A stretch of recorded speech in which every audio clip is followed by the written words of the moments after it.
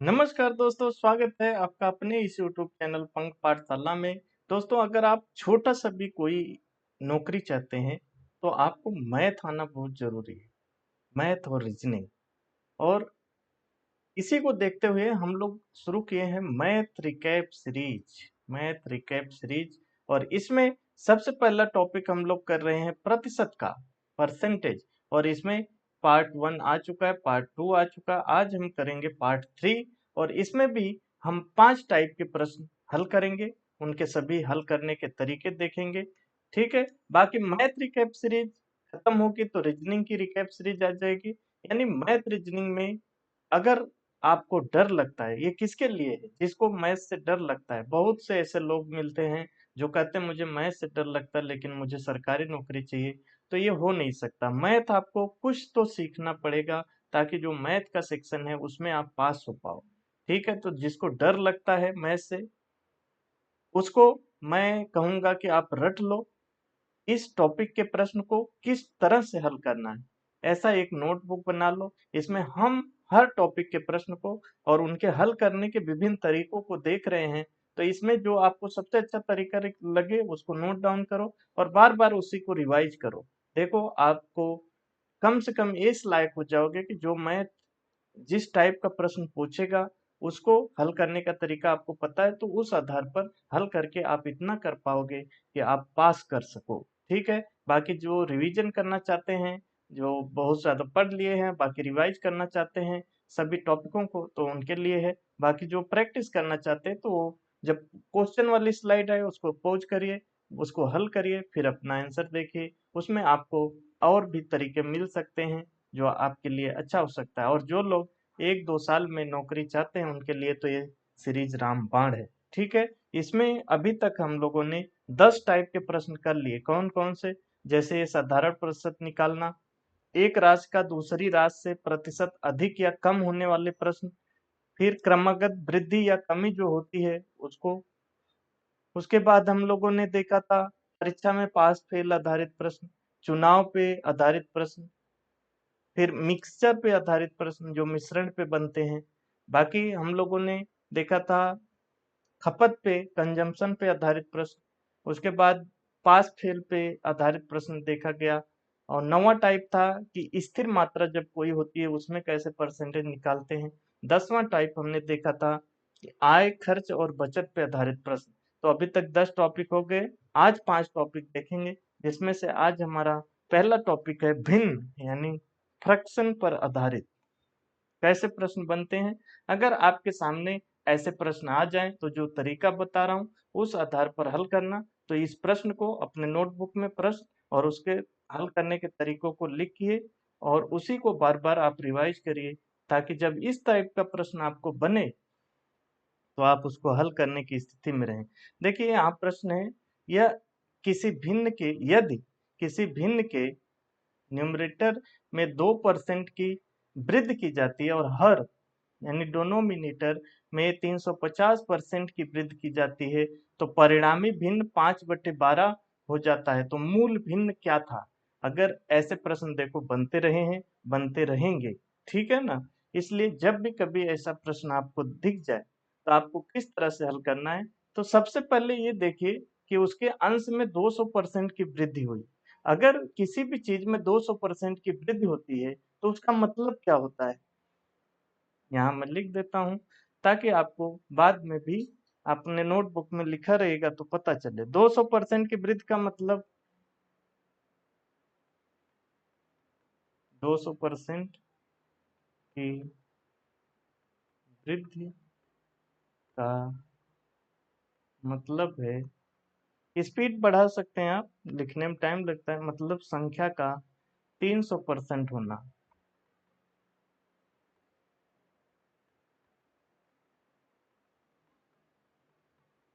अगर कहीं भी कोई कहे कि किसी संख्या में 200% की वृद्धि हो गई, मतलब वो संख्या का 300% है। ठीक है ना? कैसे? मैं यहाँ थोड़ा सा आपको समझा देता हूँ फिर उसे मिटा दूंगा। मान लो कोई संख्या 100 हो और कह रहा है उसमें 200% की वृद्धि हो गई, तो 100 को 100 काट देगा, यहाँ 200 बचा, यानी 200 बढ़ गया उसमें। तो पहले कितना था 100, और उसमें 200 और बढ़ गया, तो ये कितना हो गया 300। यही मैं कह रहा हूँ कि जब किसी संख्या का, ये 100 था 300 हो गया, यानी 300% हो गया। तो सीधा सा मतलब होता है जब कहीं कहे कि संख्या में 200% की वृद्धि हो गई, मतलब 100% तो वो संख्या भी है ना, यानी 300% हो गया, संख्या का 300% वो हो गया। अब इसको मिटा देता हूँ क्योंकि आप समझ गए होंगे।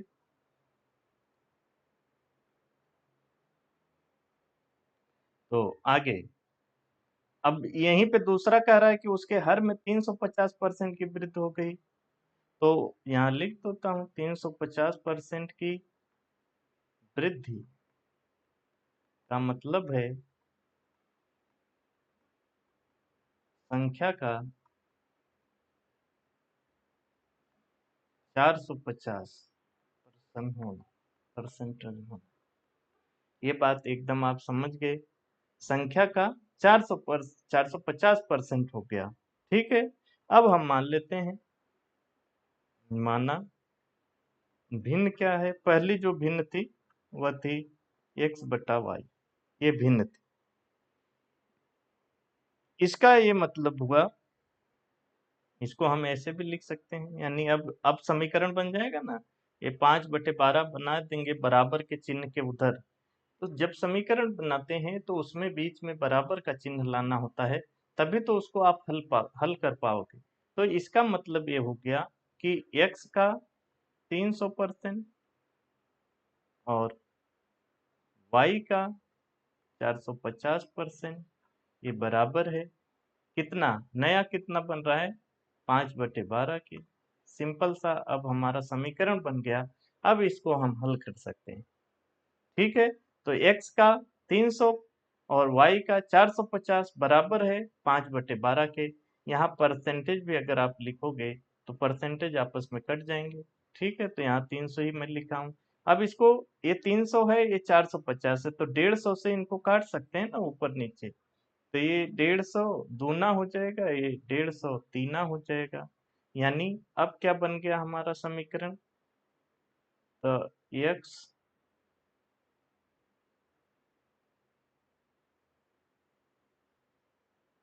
बटा y, और ये 2/3 है ना, इसको हम उधर भेज देते हैं, यहीं पे भेज देते हैं। तो ये पहले उधर वाली संख्या लिख लेते हैं 12, अब इधर गुणे हो जाएगा, ये 2/3 उधर जाएगा तो हर अंश हो जाता, अंश हर हो जाता, कभी भी जब भिन्न उधर जाता है तो वो आपस में बदल जाते हैं, तो यहाँ 3/2 हो जाएगा। अब इसको आप काट सकते हो कैसे, ये 3 से 4 बार कट जाएगा, तो अब हमारा यहाँ पर x/y का मान कितना आ गया, इधर बचा 5, इधर बचा 4 और 2, यानी 8, यहाँ 5/8, यही हमारा आंसर हो जाएगा। वही जो माने थे, वो भिन्न प्रारंभिक भिन्न हमारी 5/8 थी, ये आंसर। 5/8 कहाँ पे दिख रहा है आपको, 5/8 दिख रहा है यहाँ पे, सी ऑप्शन सही है। सिंपल सा है, ऐसा प्रश्न आए तो आप इस आधार पर हल कर सकते हैं।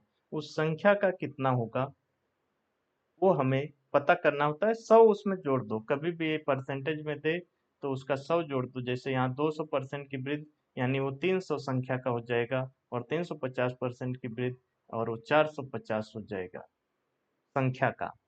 ठीक है, और ये मैं आपको समझा ही दिया हूँ। फिर आपको इस तरह से समीकरण बना लेना है। आगे बढ़ते हैं, आज का दूसरा टाइप और पूरे प्रतिशत का 12वां प्रश्न, 12वां टाइप देखेंगे, तुलनात्मक प्रतिशत जब निकालना हो। देखो प्रश्न कैसा है, और ऐसे प्रश्न आपके जीवन में मिलेंगे। क्या दो संख्याएं एक तीसरी संख्या से क्रमशः 30% और 40% कम है, तो दूसरी संख्या पहली संख्या का कितने प्रतिशत है। ऐसे प्रश्न आते रहे हैं, आते रहेंगे।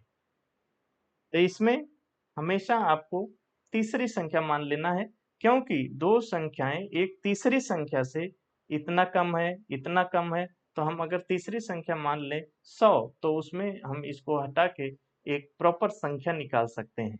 तो प्रॉपर संख्या निकलेगा तो उसका प्रतिशत भी निकाल लेंगे। तो चलिए, तो यहाँ हम करेंगे कि माना तीसरी संख्या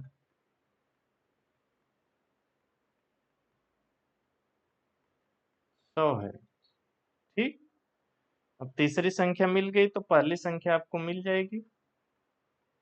पहली संख्या क्या कर रहा है, एक तीसरी संख्या से 30% क्रमशः, तो पहली कितना है, 30% कम है, यानी सी से 30% कम, यानी तीसरी संख्या से 30% कम, यानी 100 से 30% कम होता है 70। 70 यहाँ क्यों आया, समझ गए ना, क्योंकि 30% कम है।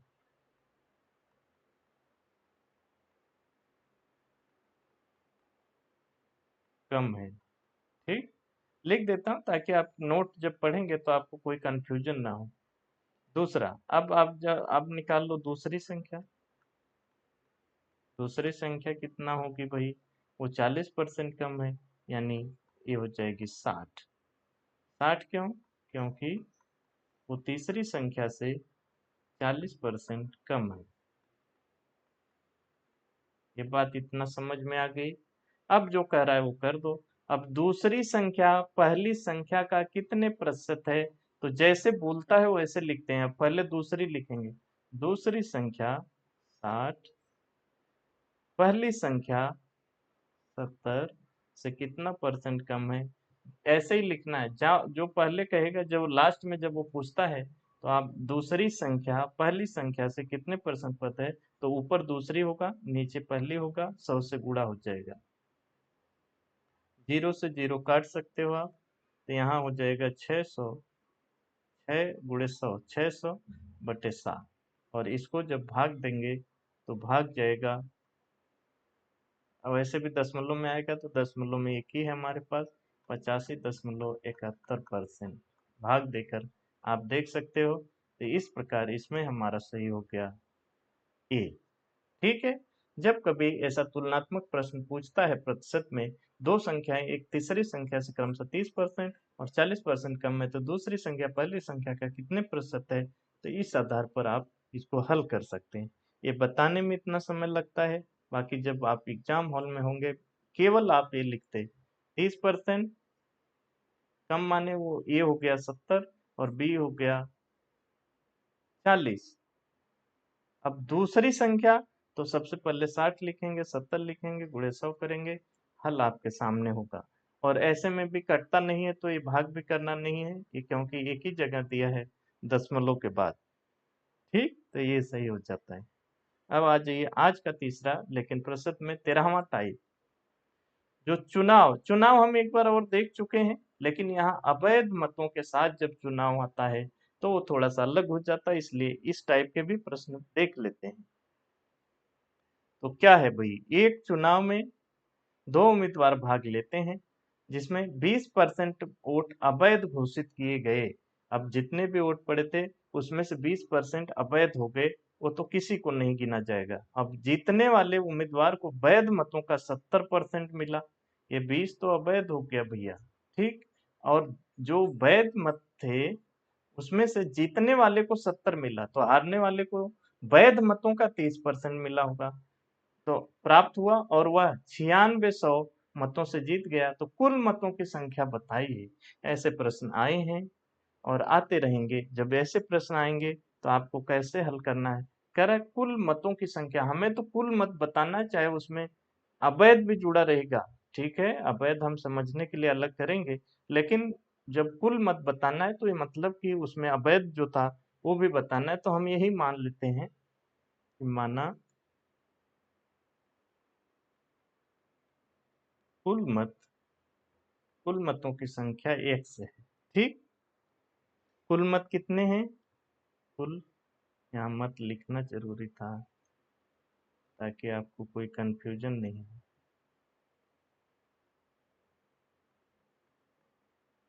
एक से हैं। ठीक, अब वैध मत कितने हैं, वैध मत, वैध मत हम जान रहे हैं कि 80% है।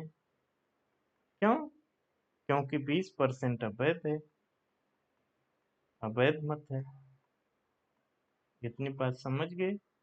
अब देखिए, जीतने वाले का अंतर हमें निकालना है, क्योंकि ये कह रहा है कि 70% प्राप्त किया और वो 9600 मतों से जीता। तो हारने वाले से वह 96 जितना पाया था, जीतने वाला जितना पाया उसमें से हारने वाला जितना पाया उसको घटाएंगे, तब ये आएगा 96। यानी उसके मतों में अंतर कितना था वो हमें निकालना पड़ेगा, तभी उसका वैल्यू यहाँ दिया है, हम बराबर करके उसको हल कर पाएंगे। ठीक है ना। तो जीतने वाले का अंतर क्या है भाई? जीतने वाले का अंतर, जीतने वाले का अंतर है वैध मतों का निकालना है अगर आपको। तो वैध मत का कितना पाया? वैध मतों का 70% पाया है ना, वैध मत का 70%। और हारने वाला कितना पाया है? तो हारने वाला सीधा है, वैध मतों का 30% पाया था, यानी 70 में से 30 जाएगा, यानी अंतर कितने का है? 40%। यही हमें निकालना था कि जीतने वाले का अंतर प्रतिशत कितना है। तो वैध मतों का 40% है। ठीक। अब सबसे पहले कुल मत कितने थे? एक्स। इसमें वैध मत पहले निकाल लेंगे, उसके बाद इसको गुणा करेंगे तब हमें मिलेगा।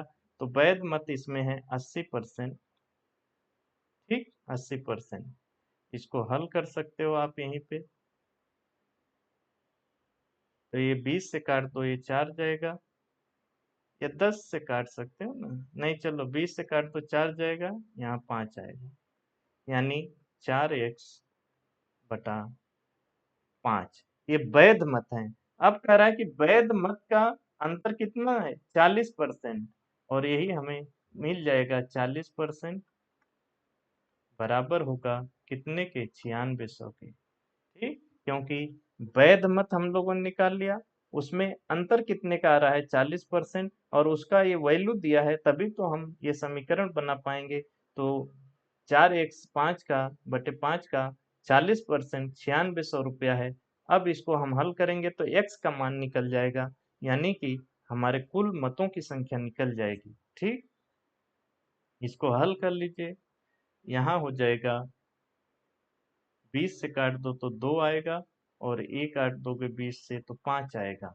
ठीक, अब इसको हम ये लिख सकते हैं, 4 दूनी 8x बटा 5वां 25 बराबर 9600।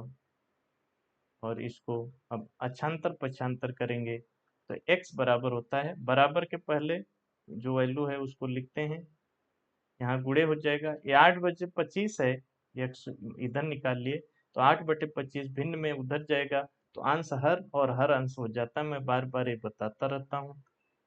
तो यहाँ 25/8 हो जाएगा।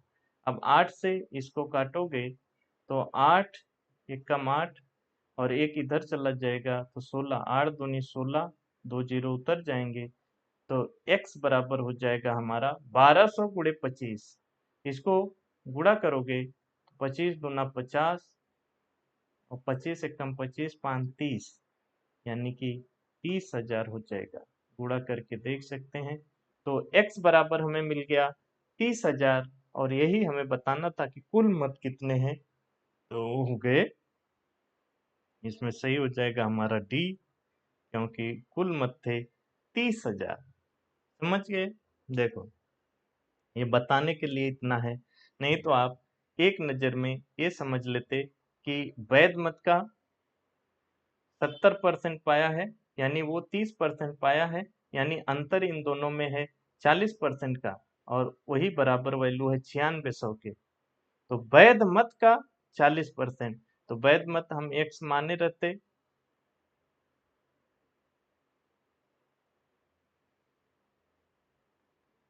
x का 80% पहले निकालते और उसी का 40% निकालते, ये बराबर होता 9600 के। अब यहाँ फटाफट आप काट देते, यहाँ काट दो, 2 शून्य इस दोनों को काट देता, 4 ये 25 बना देता, यानी x बराबर हो जाता हमारा 9600 बटे 25/8। यहीं पे हम निकाल लेते, इतना कुछ लिखना इसलिए है क्योंकि आपको समझाना है, ठीक है ना। चलिए आगे, आज का चौथा टाइप और इस सीरीज का 14वां टाइप है प्रतिशत वाले का, जो है मूल्यह्रास। ये भी बहुत तरीके से प्रश्न बनते हैं, मूल्यह्रास पे बहुत सारे प्रश्न बनते हैं।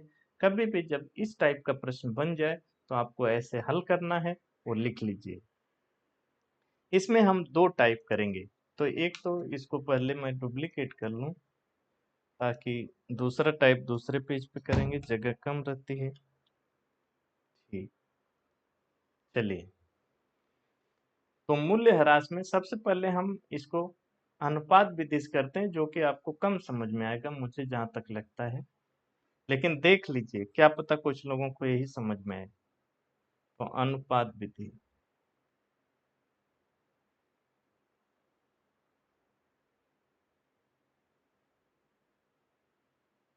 लेकिन मेरा फेवरेट दूसरा विधि है, वो जरूर देखें।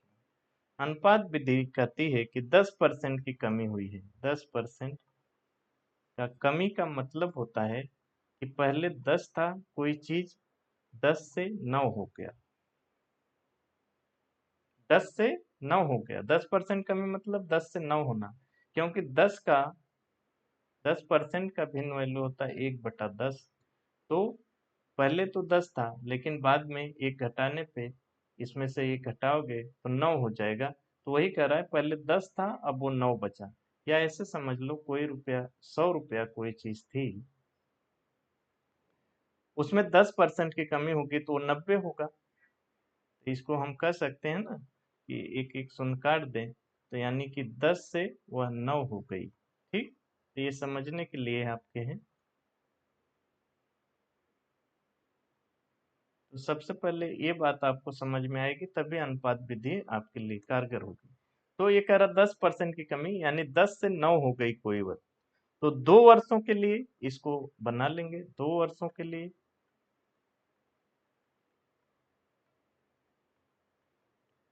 2 वर्षों के लिए जब करेंगे तो अनुपात करेंगे 10 × 10 पहले वर्ष में, अनुपाते दूसरे में हो जाएगा 9 × 9। और इसको जब गुणा करके देखेंगे तो 100 × 81 आ जाए। तो 2 वर्षों के लिए अनुपात कितना बना? 100 × 81। यानी ये आपको ये भी बता रहा है कि 2 वर्ष पहले कोई चीज 100 इकाई थी, वह अब 81 इकाई बन गई। ठीक, ऐसा आप समझ सकते हो। यानी अब यहां से आपको पता चल गया कि यहां से पता चल गया कि 1 इकाई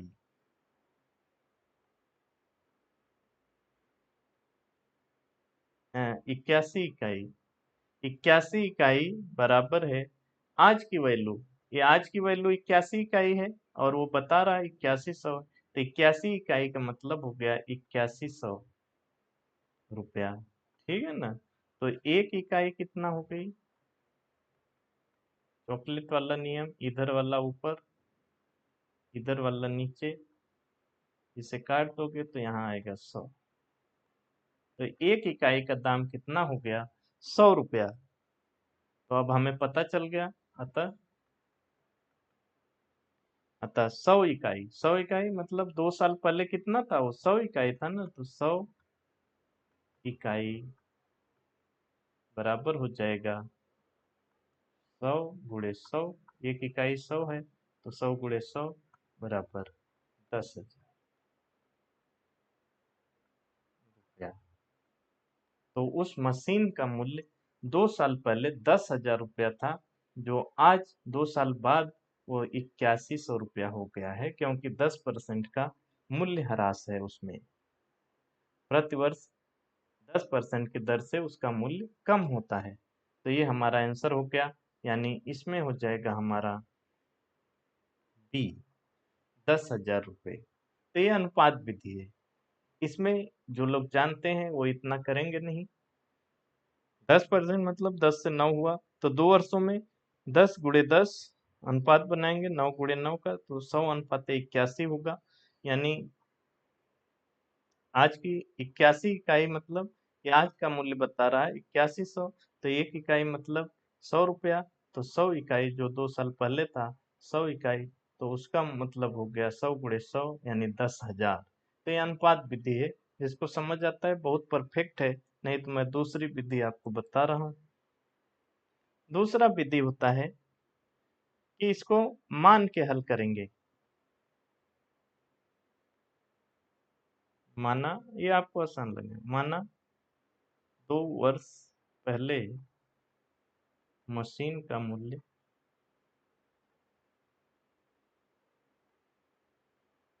x रुपया है। ठीक है, x मान लेते हैं, x रुपए की वो थी।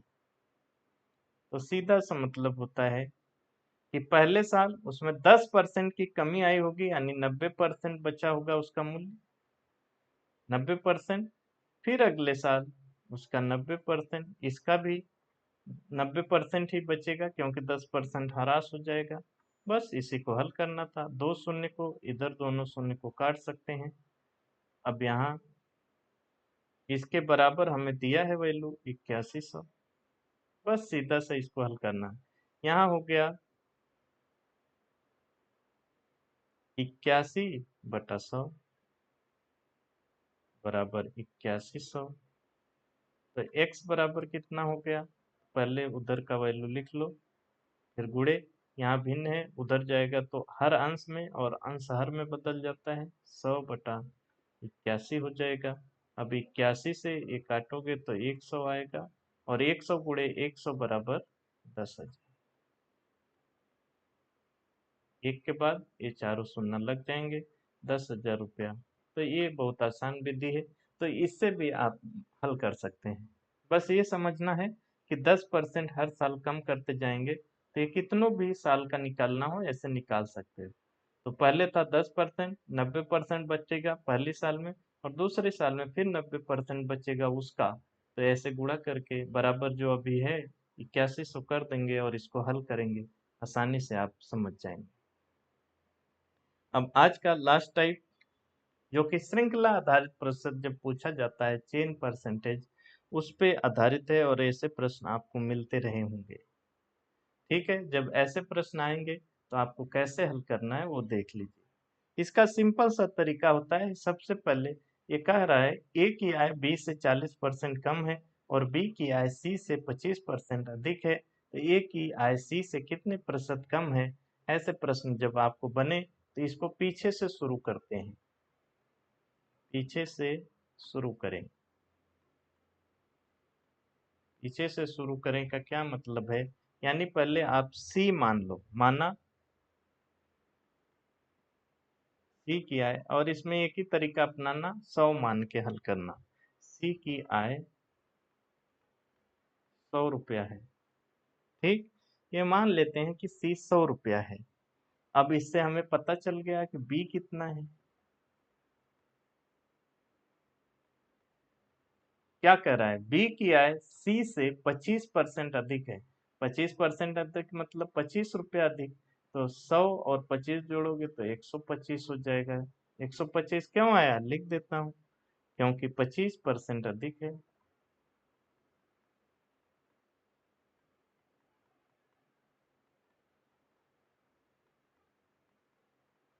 ठीक, अब ए की आय भी हमें निकल जाएगी, ए की आय बी की मिल गई तो ए की भी मिल जाएगी।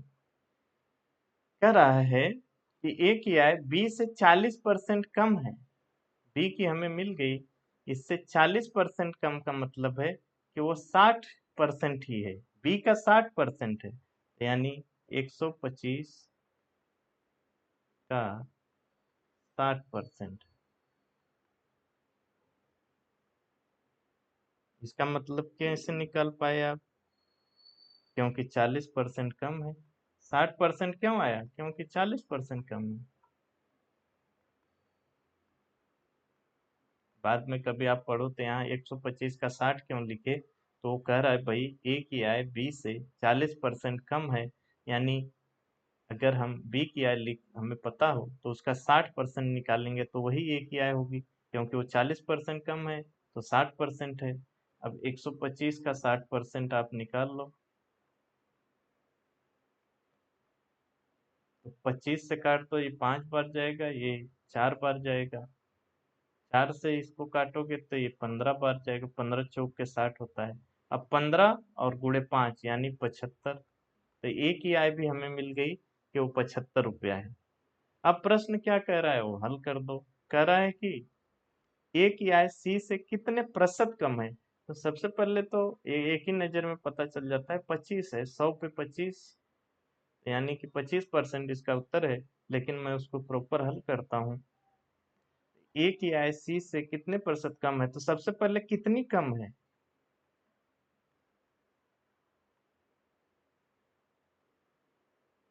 ए की आय सी से कितनी कम है, तो सी की है 100 और ए की है 75, तो यानी 25 कम है। 25 कम है तो इसका परसेंटेज भी निकाल लो आप। 25 कम है 100 की, 100 पे 25 कम मतलब 25%। ठीक है ना, तो इसको आप ऐसे भी लिख सकते हो।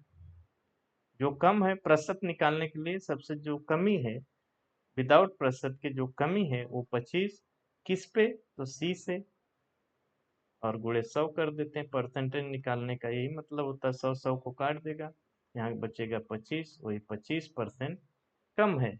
एक ही आय सी से 25% कम है। ऐसे प्रश्नों को इसी तरह से हल करते हैं। इसमें पेन कापी भी उठाने की जरूरत नहीं पड़ती, नहीं थोड़ा सा बस लिखना पड़ता। ठीक है, लेकिन आपको समझ में आए, कंसेप्ट समझ में आए। दरअसल ये सीरीज पूरा उन लोगों के लिए है जो गणित से डरते हैं। तो इस टाइप के प्रश्न को इस तरह से हल कर देना। जब अब हम हर टाइप के प्रश्न कर लेंगे तो आपके पास ऐसा खजाना होगा जिसके बदौलत आप अपना मंजिल, अपना लक्ष्य को प्राप्त कर सकते हैं। तो ये रहे हमारे आज के 5 टाइप। अब अगले वीडियो में प्रतिशत के ही अभी बहुत सारे टाइप बचे हैं, तो और 5 टाइप करेंगे। और जब तक प्रतिशत के सारे टाइप नहीं खत्म हो जाते, प्रतिशत चलेगा। और हर दिन 5 5 टाइप करते हैं कि आप पे भार ना पड़े। और आप इसको वीडियो को अच्छे से स्पीड बढ़ा के देखोगे तो आप 15 20 मिनट में, 15 मिनट में वीडियो खत्म हो जाएगी। लेकिन वो 5 तरीके आपको याद रह जाएंगे। बेसिक से बता रहा हूँ तो सारी चीज समझ में आएगी। और नोट जरूर बनाइएगा। मेरा विनम्र अनुरोध है, आप हर टाइप को लिखिए, उसके हल करने के तरीके को लिखिए और उसी को बार बार रिवाइज करिए। देखिए मैथ में जो डरते हैं उनके लिए ये रामबाण साबित होगा। बाकी हर आदमी को, जो धुरंधर भी हैं, उनके लिए भी ये मैं कहूंगा कि आपको हर टाइप के प्रश्न और उसके हल करने के तरीके के नोट होने चाहिए। जब एग्जाम में आए तो, एग्जाम पास में आए तो उसी नोट को पढ़ के चले जाइए। आपके जहन में सब चीजें ताजा हो जाएंगी और वहां जाके आप कंफ्यूज नहीं होंगे। टाइम ज्यादा नहीं लगेगा, फटाफट हल कर पाएंगे। प्रैक्टिस तो करते रहना है, लेकिन एक अपना नोट जरूर होना चाहिए मैथ का। ठीक है। बाकी टेट के लिए हम लोग स्पेशल सीरीज चला रहे हैं। जीके जीएस में रिकैप सीरीज शुरू हो गई है, तो आप उससे जाके जुड़ जाइए। प्लेलिस्ट अलग से बनी हुई है, तो उसमें जो पेड देने जा रहे हैं उनके लिए भी बहुत ही इम्पोर्टेंट है। हिंदी की और जीके जीएस की कक्षाएं शुरू हो गई हैं, तो वो जाके देखिए, सबकी प्लेलिस्ट बनी है। बाकी करंट अफेयर्स के सारे सेगमेंट हम लोग कवर करते हैं, तो वो देखिए। पढ़ते रहिए, रिवीजन करते रहिए। मिलते हैं किसी और कक्षा में। जय हिंद।